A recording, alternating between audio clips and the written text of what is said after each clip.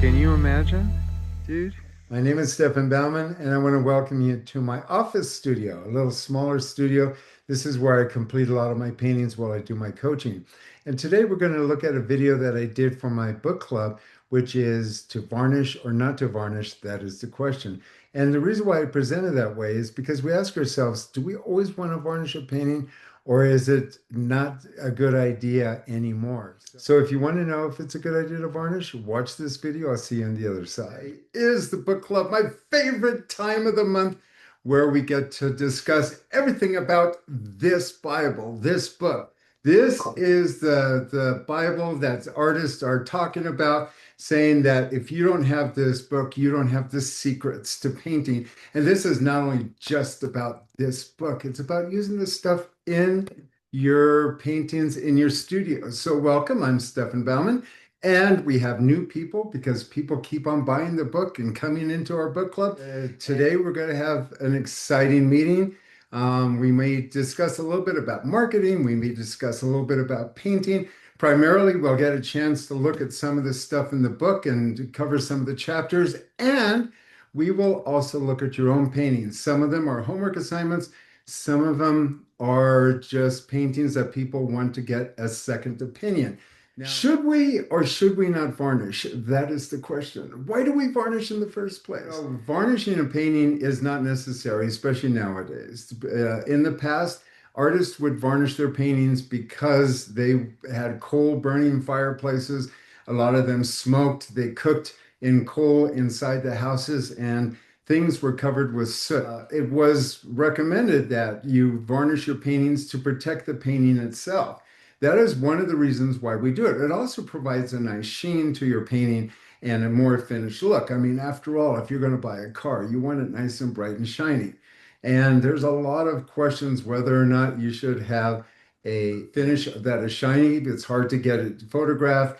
It looks a little glossy on the wall. When I walk into the museums, I'm always impressed by the sergeants with these wonderful finishes on them. I think varnishing your paintings are a must, but they're not required. And in fact, a lot of artists have chosen now not to do varnishing on your paintings. There's a lot of different kind of varnishes you can use. Most of the reason why we varnish paintings is to protect the painting itself. Restorers have, devised a way to remove the varnish. So the varnishes that you put onto your paintings are actually removable. And since the varnishes in the old school were made out of mastic tears that dissolve in turpentine, they actually will dissolve. They can take the finish off of your painting by taking the triple rectified turpentine and very carefully wiping it off.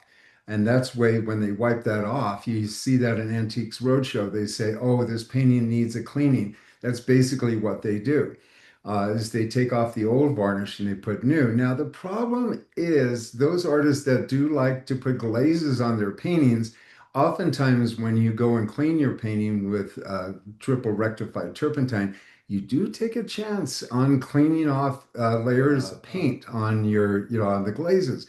So it's not recommended that you do this on your own. The problem with varnishing, though, is oftentimes in the process of putting a varnish on a painting, it destroys the painting because a lot of people don't know how to do that. So you must be very cautious and common sense, folks. They'll put a painting up and then they'll start spraying it. Now, when you put a painting up and you start spraying it, I always recommend spray varnish over painting varnish, but some people prefer the painting. If you lay something up and you spray it, what happens? It runs, or you get these dips or these curtains where the thing's running. So you always want to make sure you lay it flat. Now, you can destroy a painting if all of a sudden you put too much varnish in a spot and blow it out. You'll end up with rings where the spray is. So you may want to practice with cans of spray paint on a piece of wood so that you get your technique down before you start. You want to have a rattle can, you kind of shake it up real good. And this is what I would do with smaller paintings. Bigger ones you would lay on a table flat outside or in the garage, somewhere where the painting can lay flat and allow to dry for at least an hour or two. Varnish does dry quite quickly, so you don't need to leave it flat for very long. But what I do is I take a canvas and I take a spray pen and I spray, overspray. So you want some newspaper down below, you overspray, go in one direction, and then overspray in another direction. Now, this is the secret, guys. You want to dump as much varnish on that thing as you possibly can. I used to think, oh, thin a layer, and then a thin layer, and then a thin layer. No, you want to actually take that varnish, shake it, spray it, and then go the other direction, spray it, and go the other direction, spray, and go the other direction. And again, leave the canvas flat. You want to lay enough varnish on there till it actually levels. I repeat that again. You want to put enough varnish on there till it actually levels. When it is level, then you'll actually get a nice even finish. Now, the thing that happens is a lot of times you have different areas of the canvas that suck up more of that varnish. And so when you're spraying, you'll notice that an area will be a little duller than everything else. The only time you can correct this is during the initial spray attempt. So if you look over and it's a little bit hazy or a little bit kind of dull, you're going to go back in and hit it again, hit it again, hit it again, right in there. And notice I'm saying you sweep by, because if you go in and attack it, you're going to get up one of those pools that I was talking about.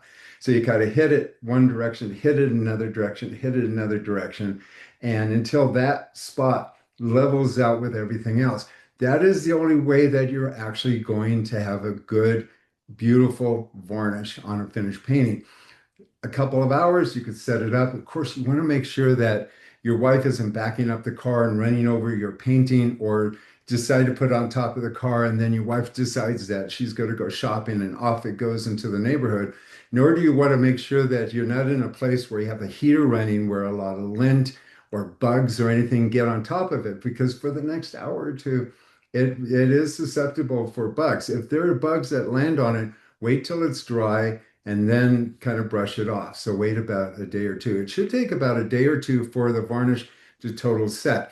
If you get so excited that it's wet enough to turn upside down, don't shove it into a frame because it will stick to the frame. It's still very sticky. Remember, we got a lot of layer on here. So what you want to do is you want to wait till it's really, really dry, preferably a week or two before you actually put it into a frame. Also remember, if you have one of your frames that's sitting in the garage, the inside lip of your frame, where the painting sits, is oftentimes covered with lint and dust. I know everybody's house is just like an operating room where everything is just clean. But at my house, I live in the dirt. There's lint on there's dust on everything. So you want to make sure you clean that out, because that will stick to the varnish. And if somebody buys a painting, doesn't want the frame, you pull it out, you'll actually have this dirty, dusty frame around your painting itself. Now, some people mix 50-50, half gloss, half shiny. Some people go, oh, I don't like the shine, but I want to put a layer of finish, so they do have the matte. That's personal preference. You can decide how you want it. And I would recommend to experiment first with some canvases that you are throwing away. Remember, your whole garage is filled with mediocre paintings until you get those masterpieces. And it's through the mediocre paintings that we actually learn how to paint. So pull one of those out, give it a try, and let me know how that works for you. Well, you just never know what you're going to learn when you watch these videos. So it is a good idea to varnish your paintings if you want to get that particular look and it just looks more finished. If you want more information like this, push the button and register for more videos. If you want to get my book, which is the Ultimate Plein Air Guide to Landscape Painting, you could do so by going to my website. You can give me a call if you want coaching at 415-606-9074. But until we meet again, happy painting. Bye-bye. This is the Valley of Fire. It is one of the places that we go to on our workshop in Southern Nevada. And I want to sneak up on this artist real quick because she's come the furthest. So let me squeeze in here. So tell me, where are you from? Otautahi, New Zealand. You want to take off your glasses so I can see your lovely eyes? There you go. Was it worth coming all the way from New Zealand to do this work? 13,000 kilometers for 3 days? For 3 days. Absolutely. Awesome. So, Love your work. well, thank you so much. Hello. How are you? I'm fine. So, what's your name? My name is Cheryl, Cheryl, and where are you from? Harrison, Arkansas. Harrison, Arkansas. And are you having a good time with I this? am. I really am. And are you learning things? A lot. A lot of things, a lot of great people. Yes. Good morning. How are you? I am wonderful. How about you? I'm awesome. So, are you enjoying yourself? I am having the time of my life. And where are you from? Harrison, Arkansas. Have you ever been out to the West Coast? I have never been out west. This is my first time across the Continental Divide. That's awesome. And are you having a good time? I am really having a wonderful time. It's super exciting. I'm going to peek at your painting real quick. Okay. It is definitely a work in progress. It though. is. It's the beginning. Hello. Who are you? Tell everybody who you are. Hi there, I'm Kirsten from Alberta, Canada, and my passion is for outdoor landscape painting. And how do you like the workshop? It pushed me out of my comfort zone into something amazing and difficult and totally worthwhile. Let's take a look at your painting real quick. I don't know if you could see that. So tell me, what is it like to paint in Nevada? Because a lot of people think, oh God, you're going to go paint in Vegas. You know, why would you want to paint in Vegas? Well, this is not my home ground for sure, but it's something different, and it's still. So it gives me that injection of inspiration to see something new, to come up with new color combinations. It's an inspirational thing. Yeah. Do you find that now after coming here, you have a different view of Southern Nevada and Las Vegas? Definitely. Awesome. Awesome. What you do? Come again? I would. Awesome. I would. Okay, Yes. so if you're interested in coming to our workshop, you can go to my website at stefanbaumann.com, and there you'll see a registration. If you want to make sure that you can get invited to these workshops, just fill out for the free book, which is downloadable, and maybe you too will be joining us at one of these workshops.